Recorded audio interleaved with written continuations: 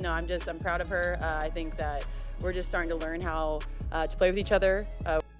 The drama surrounding Sophie Cunningham and her pointed takedown of Indiana. Fever head coach Stephanie White is not just a postgame footnote. It's the emotional core of a franchise teetering between breakout glory and a slow, spiraling collapse. Cunningham didn't mince words, didn't drape her statements in soft PR lingo.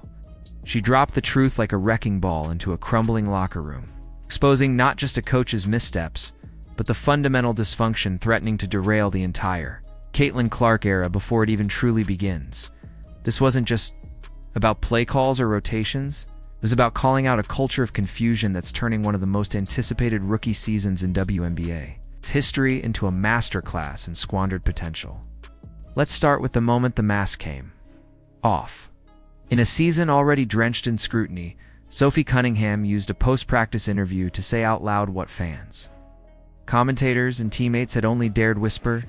Taking shots at us Caitlin Clark fans, the Chicago Sky vloggers, Caitlin Clark isn't just a player on the roster, she's the system.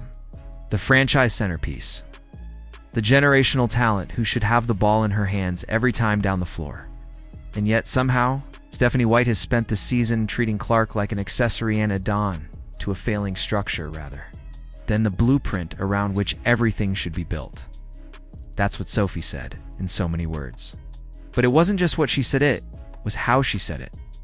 No hesitation, no disclaimers. It's just a clean, confident, unfiltered assessment that echoed across social media like a thunderclap.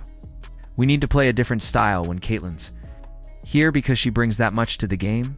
Translation? Current style ain't cutting it. Maybe the coach should realize you don't treat a Ferrari like a city bus. The Indiana Fever are nearly 20 games into the season and sitting below 500. This wasn't the plan. This wasn't the promise. Fans were supposed to be watching fireworks every night. Instead, they've been watching Caitlin Clark parked off ball for stretches so long you'd think she was being punished. The most marketable athlete in the league is being used like a backup dancer in her own show. And So, when you've been out for a little bit, it's just kind of getting your flow back, right? Getting your rhythm, getting your chemistry, especially with the team that you haven't really played with much. Sophie Cunningham, true to form, wasn't going to sit back and watch it continue in silence. This is where the cracks started to become canyons. Cunningham didn't just voice support for Clark's role, she exposed the coaching strategy. For what it was, a confused mess that's treating a generational playmaker like a role player. She didn't go after teammates. She didn't torch the front office. She aimed directly at Stephanie White, the architect of this increasingly dysfunctional offensive scheme, and lit the whole blueprint on fire. It was a message to the fans, to the league, and most of all, to her own locker room. Enough is enough. There was no dancing around the issue. Cunningham didn't wrap her words in soft platitudes or hide behind vague team-first mantras. She took the microphone and cut through the fog with surgical precision. In a league where many players avoid saying too much for fear of backlash, Sophie ran straight through the wall. Because she sees what everyone sees. Caitlin Clark is the engine, yet the coaching staff is still trying to reinvent the wheel. And then came the now infamous post-practice comment from Stephanie White herself, where she seemed to indirectly confirm the dysfunction. She admitted the team had more offensive flow when Clark was out, but then pivoted to suggest they now needed to adjust when she's back. Adjust. The offense should be Clark. The idea that the team loses rhythm because its best player returns is a bizarre indictment, not of Clark's presence, but of a system. Of the mixing of the lineups and the way Caitlin Clark was utilized, or the system too rigid, too outdated, or simply too poorly conceived to harness her brilliance. The fallout was immediate. Fans were already uneasy, but this misstep was gasoline on a growing fire. Cunningham's remarks gave shape and voice to the frustration. She wasn't trying to create chaos. She was trying to stop the madness. She wasn't calling for heads to roll. She was asking a question that demanded to be asked. Why is the coaching staff making Clark less involved instead of building around her? And that's the real sting of Sophie's truth bomb. She didn't speculate. She exposed. Pointed to the scoreboard, the standings, the stagnant offense, and said, "This isn't working. There's no chemistry. There's no cohesion.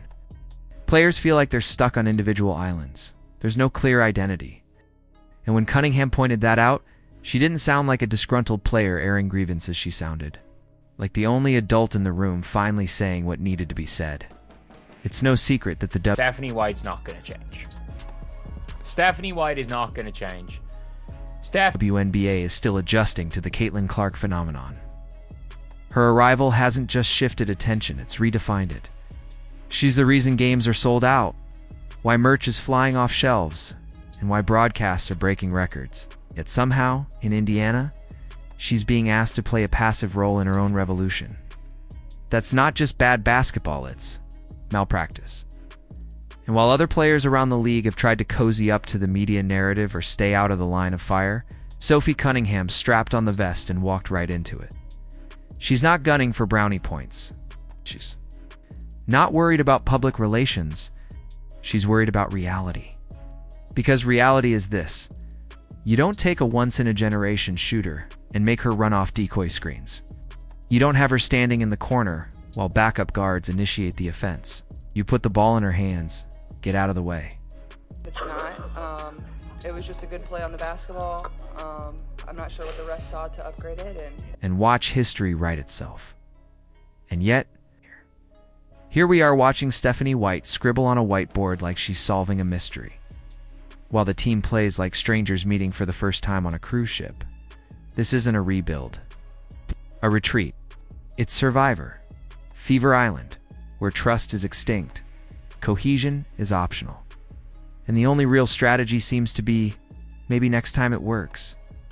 Sophie didn't bring drama, she brought clarity.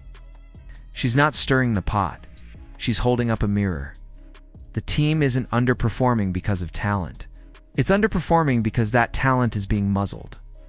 Clark isn't frustrated because she's being targeted by defenders. She's frustrated because her own team can't decide what kind of offense it wants to run. Playing again, I felt really good. I thought there was a few periods where I felt like a little tired. Or whether it wants to run one at all, and the result, a rising tide of anger and confusion, fans questioning every lineup. Commentators holding their breath every time Clark is used as a screen dummy. Players rotating like someone's drawing names out of a hat. And in the middle of all of it, Sophie, torch in hand, not willing to watch the ship sink in silence. She sees the ghosts. She feels the disconnect. She hears the noise, and still she speaks. Because the alternative is insanity, doing the same thing 20 times and calling it a strategy. If you've ever wondered what leadership without a filter looks like, rewind that interview.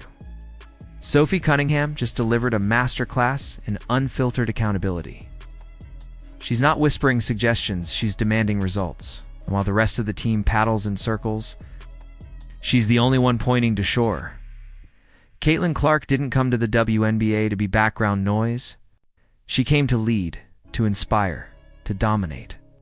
But that can't happen while the coaching staff's treating her like a glorified role player. And Sophie, she's not letting that slide. Not today, not 20 games in, not when there's still time to. Turn this chaos into clarity. So here's the million-dollar question. Do the Fever have the guts to change course, or will they keep pretending this is fine, as the fire crackles louder and the fans grow more restless? Let us know what you think in the comments. Has Sophie Cunningham officially become the voice the Fever desperately needed?